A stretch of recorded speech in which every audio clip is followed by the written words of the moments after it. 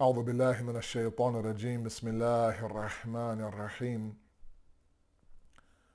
الحمد لله الذي لا يبلغ مدحته القائلون ولا يحصي نعماءه العادون ولا يؤدي حقه المجتهدون الذي لا يدركه بعد الحمم ولا يناله غوص الفطن ثم الصلاة والسلام على أشرف الأنبياء والمرسلين حبيب قلوبنا وطبيب نفوسنا وشفيع ذنوبنا سيدنا ومولانا أبي القاسم محمد اللهم صل على محمد وآل محمد وعجل فرجهم وآل بيته الطيبين الطاهرين المعصومين المظلومين لا سيما بقية الله في الأرضين صاحب العصر والزمان خليفة الرحمن إمام الإنس والجان ولعن الله أعداهم أجمعين إلى يوم الدين أما بعد فقد قال الله وقوله الحق بسم الله الرحمن الرحيم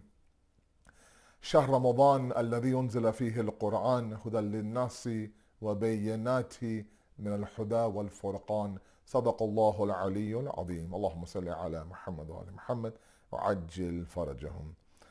Welcome to this bonus episode / speech of mine to all of you on this to the baitulqayem and baitulqayem family on the story of Nabi Musa alayhi salatu wassalam. My intention when I first began this topic with all of you 2 weeks ago was to get to the point that I want to get to tonight, and that was the parting of the sea, and that was the ultimate demise of Fir'aun.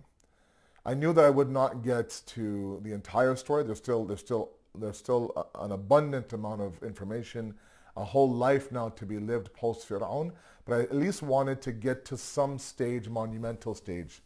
When I realized that I couldn't get to this lecture in my allotted 15 lectures that I was supposed to, or 16 I was supposed to give you, all of you, and I have now completed those 16 lectures for all of you. I had asked very humbly the organizers if I can go ahead and if I can provide all of you one more speech to get to this stage right here and to close out this topic properly. And alhamdulillah, they agreed, and I'm very thankful for them. Now, when they air this, I have no idea, but I did want to make sure that I fulfill the plan of mine to get to this stage, inshallah, and Allah will, inshallah, accept all of our efforts. So, previously on lessons on Nabi Musa, we got to the stage in the story now, if you remember, where the 7 calamities had hit, the droughts, the hailstorms, the locusts, the beetles, the frogs, the blood, the plague. And after all that now, when Pharaoh realized that his city was in shambles, his control now was loosening, he decides to, now enough is enough, I'm going to kill Musa. Brings him to his palace, about to kill the man. Then Hizqil, who is referred to in the Quran as Mu'min al Fir'aun, a believer within the ranks of Fir'aun, talks him out of it. Musa goes back to guiding his people. Day by day, the number of people who are following Nabi Musa is increasing now. And now Fir'aun, the way I left you guys last episode before the judgment of Imam Mushtaba was that I had said that now the hukm and command of Fir'aun was to build these towers, to build these huge outlook buildings or posts or whatever you want to call them. And look at the way that he now manipulates his people, okay, and himself. Remember, this was the same Fir'aun I described in the previous episode. That when the drought hit and the people had threatened now to go towards other gods, he told them to go on that side of the Nile. He went on this side, went behind somewhere where he couldn't be seen, rubbed his cheek on the sand, asked God for help. Fir'aun knows, and you could tell there has been moments throughout his life now, I've been trying my best to present that there were moments that he realized that there's somebody higher than him. You can't deny that.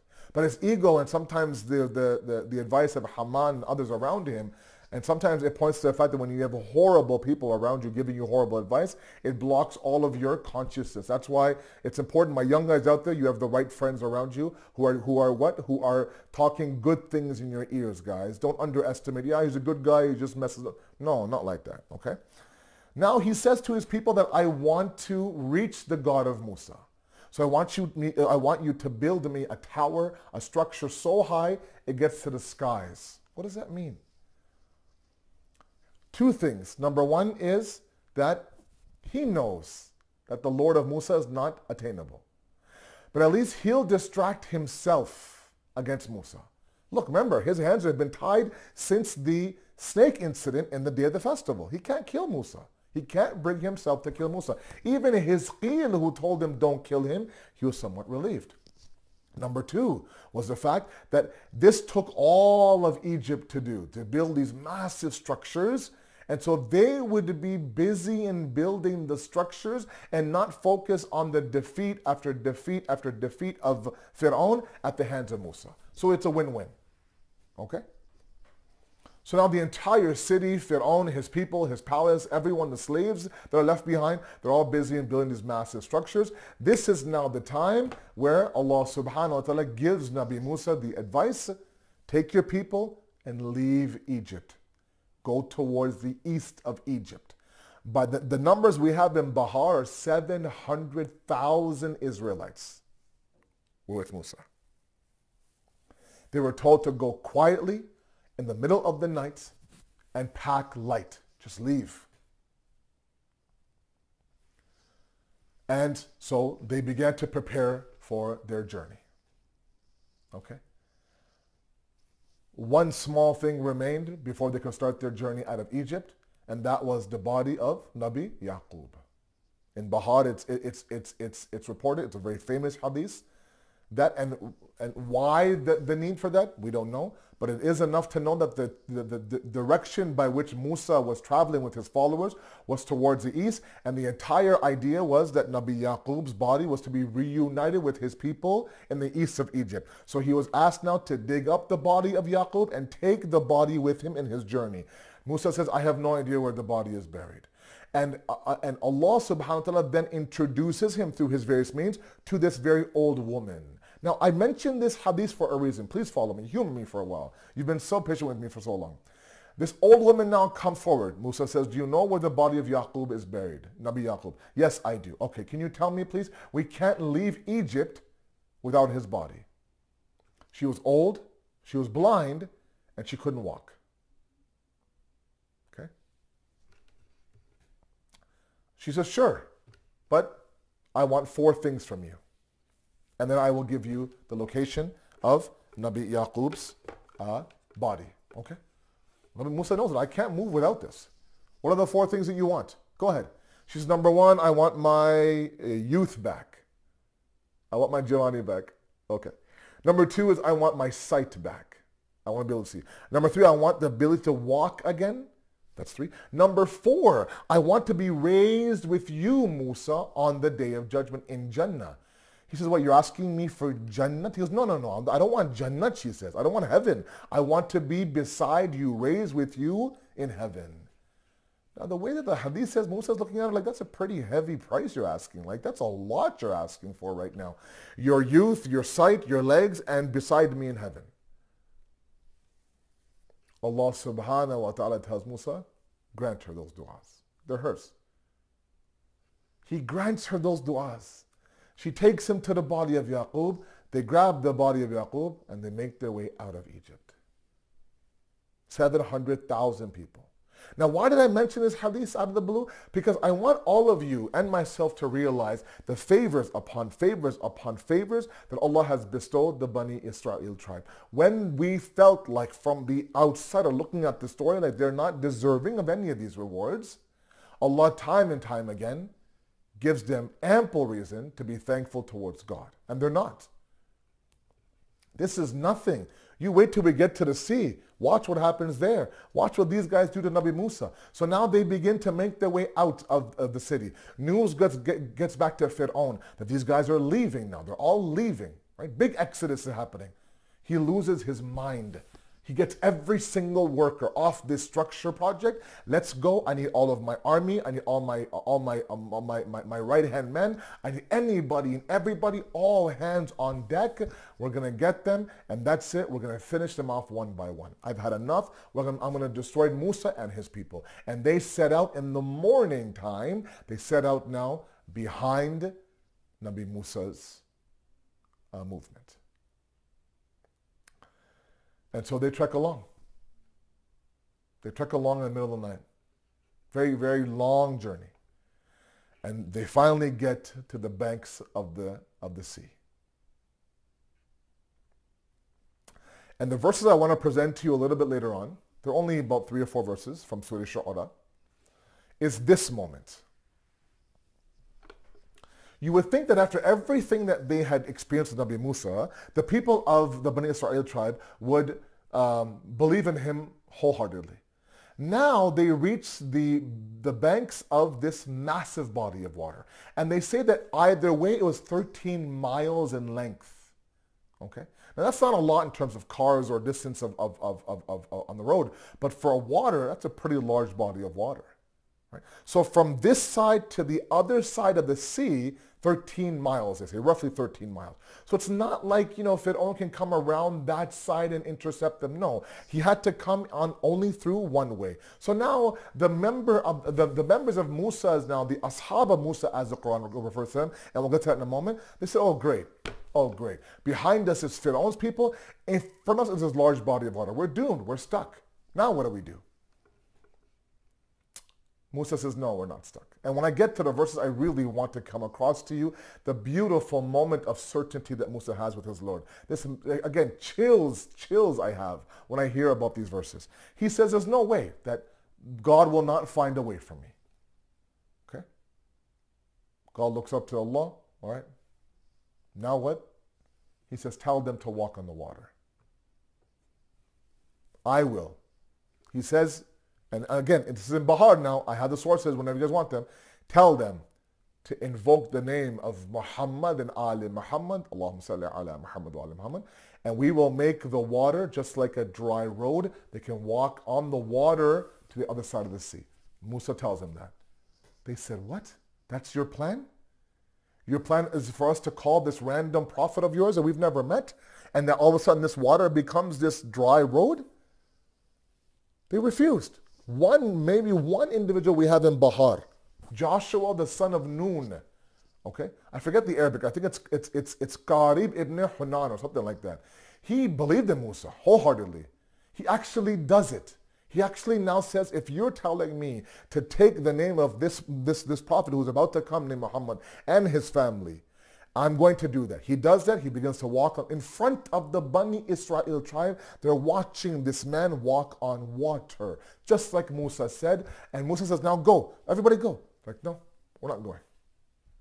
What do I do? Again, the verse of the Quran. Allah says to Musa, what? Take your staff and strike it in the sea. He walks a little bit to the sea, strikes the staff, it opens up, it parts. And the way that the Quran describes the way it parts, 2 massive like cliff edges, stories high. The water completely opens, and in between now creates this pathway. 13 miles long now, mind you. It's a long pathway. And it's open for them. Now Musa says, now let's go. And they still refuse. Why? What's the problem now? We might get wet. It's wet there. We might get our feet wet. We might get our feet wet, they're saying. Musa says, okay, turns to Allah. Allah brings this massive wind to dry the wetness. Now it becomes like a dry road on water on each side. Now, he goes, now let's go. They still refuse. Now what's the problem? He says there's 12, they say there's 12 tribes represented here. We are the sons of 12 brothers. We're afraid that one tribe might reach the shore on that side before us and create this animosity between us. So what do you want? We want 12 different pathways in the middle of this sea so all of us move together in one fluid motion. Musa says, okay. Looks to Allah. Allah says, hit the sea 11 more times. He takes his staff, hits the sea 11 more times. 11 different pathways now are parted and created out of this sea. Each of them now on each other side is water. Pathway, water, pathway, water. Pathway, water, pathway, water. It's just that it's so high you can't see either pathway. He says, now each of you, all your tribes, now go one by one. They still refuse. Now what's the problem? They said, well, we have a bond with the tribes. Right now, I can only see my tribes. I can't see the other tribe because this water is there. What if they don't make it? I mean, we're not enemies. He says, okay. Allah says to Musa now, strike your staff, east to west. He strikes his staff east to west. What ends up happening? There's bridges now. Can you imagine this massive, we always believed there's only one pathway. There wasn't. There were 12 different pathways created in the sea, and they were all connected such that, you could see each other as you're crossing, and now they finally begin to enter the sea. And the only reason why they enter the sea is because they hear the thundering sounds of Fir'aun's men coming. Musa says to Harun, Harun, you go and you lead them to the end. I'm going to go last. Musa waits till the very last person enters the sea, and they begin to walk, and they begin to cross. And when Musa reaches halfway through, Fir'aun now enters the shore of the sea. He comes to 12 different pathways that have been separated in the water. Each pathway is protected by this large, huge structure of water. It's like driving through driving through a road where there's mountain on each side, as high as at the edge of the mountain, right? So you're driving between there and there's edges on each side. Imagine 12 of them, but such that you can see the other roads. If I can create that picture properly. Everyone's looking at Fir'aun like what is this? And Fir'aun does his level best to keep things calm. He was a master at that. He says, oh, this is the power that I have done. The sea, I told you, right? The sea is in my hands. I'm the one that has done this. He can see now, Musa, the last one now, halfway down the sea. He says, let's go. Everyone, let's go. Nobody wishes to enter this water. This is unheard of, unprecedented. It's unknown. We're not going to do it. Nobody, not one person of Fir'aun's secret agents, his army, the slaves, anybody did. So Fir'aun says, you know what? I will do it. Grabs his horse and makes his way into the sea. And they follow. And they follow and they follow and they follow. Now, there's some reports about defectors, people who left Musa's army, knowing full well that, once they saw Fir'aun's rage and they found out that Fir'aun's going to come and kill them, they went back to Egypt and resubmitted to Fir'aun and said, look, we're not with Musa, we're with you. There were some people who were right now in the middle of the sea, and they realized that they want to turn back to Egypt, but apparently their horse wouldn't let them go back because now they made their choice. Now they have to suffer the consequences. They're crossing through the sea. Musa, now the last one of the 700,000, reaches the shore on the other side. He looks behind and he ensures and he waits and he waits. It's a long journey. He waits until all of the Israelites who are now looking at Fir'aun and his men, they can all see Fir'aun very clearly. At that moment, he takes the staff and he strikes it again on the sea. And just like, mountains that crumble during an earthquake, the water now crashes onto each path. And from each side now, can you imagine 12 different paths, a huge height of water crashing down. And Allah subhanahu wa ta'ala, Allah subhanahu wa ta'ala, He begins the crashing of the water from the back. So Fir'aun now has no idea what's happening. He's marching. His eyes are fixated on Musa. I'm going to kill this guy. I'm going to kill this man. He hears the screaming and the agony and the pain from behind. He looks behind him. He sees water crashing, and it's getting closer and closer to him. He looks at them. He looks at Musa, and that's when he declares, I believe in the Lord of Musa and Harun. I submit to the one that Musa submits to. And a voice could be heard. Some say it was Musa. Some say it was Jibra'il. That what now? You've had all this time now to submit to God. Now when death is right in front of you, you submit.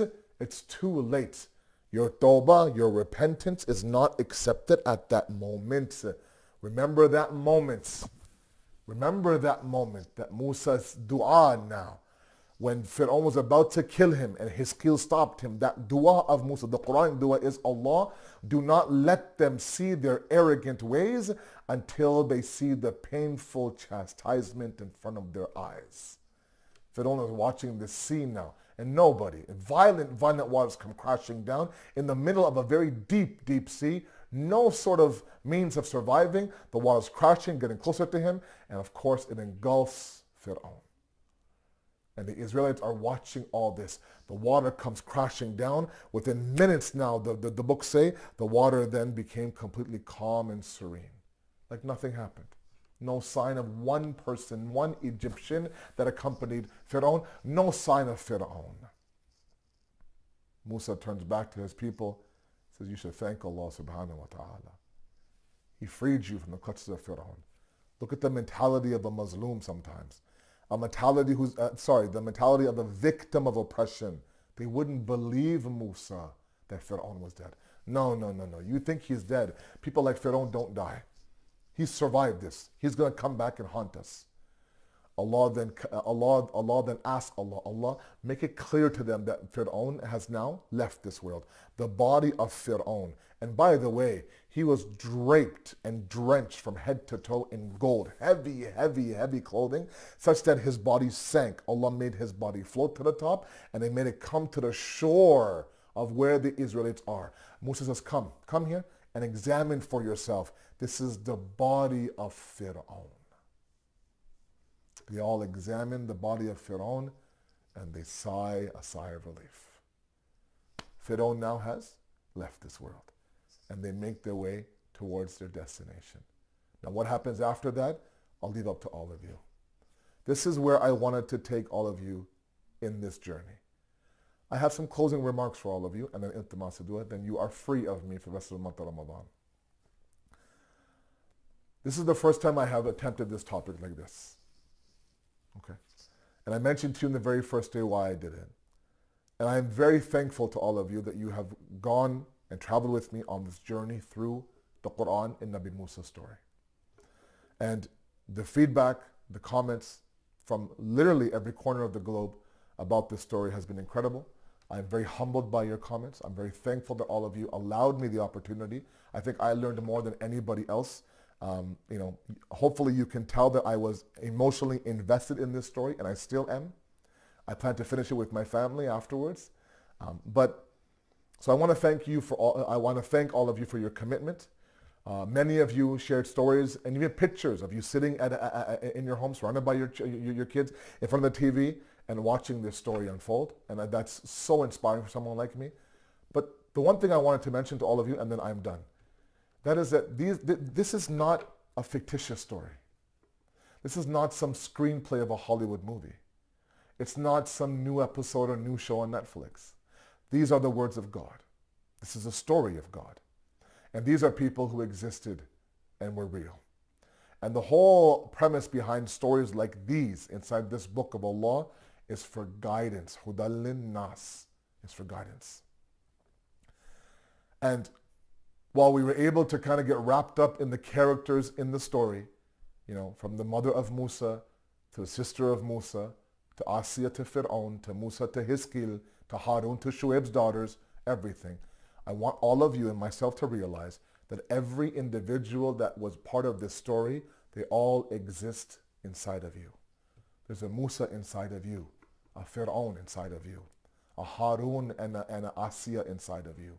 There's a Hiskil inside of you. There's a Nabi Shuaib and his daughters inside of you.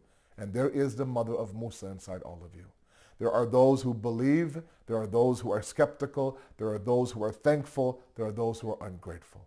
All of these individuals, whether by name or by characteristic, all of them exist inside of all of us. That's why we are the most complex creation of Allah subhanahu wa ta'ala. You've seen the end result of those depending on which character you followed. You saw the result of Hiskil. You saw the result of Fir'aun. You saw the end result of that young man with that yellow cow.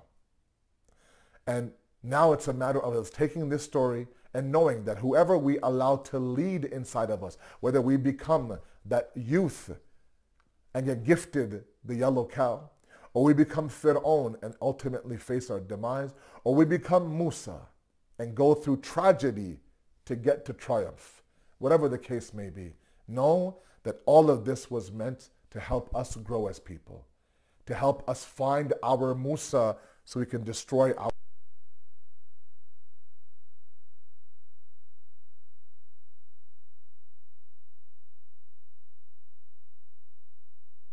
as your brother and as your son, to think about what has been said. Ponder on this story. It's online. It's available for all of you. If you want the verses I use, I have them all recorded. I can simply send you the Word document, no problem. But more importantly, ask you and ask your families, who were we in the story of Musa? And who do we want to become? And how can we conquer it? Because these are all stories that will repeat themselves over and over again, right?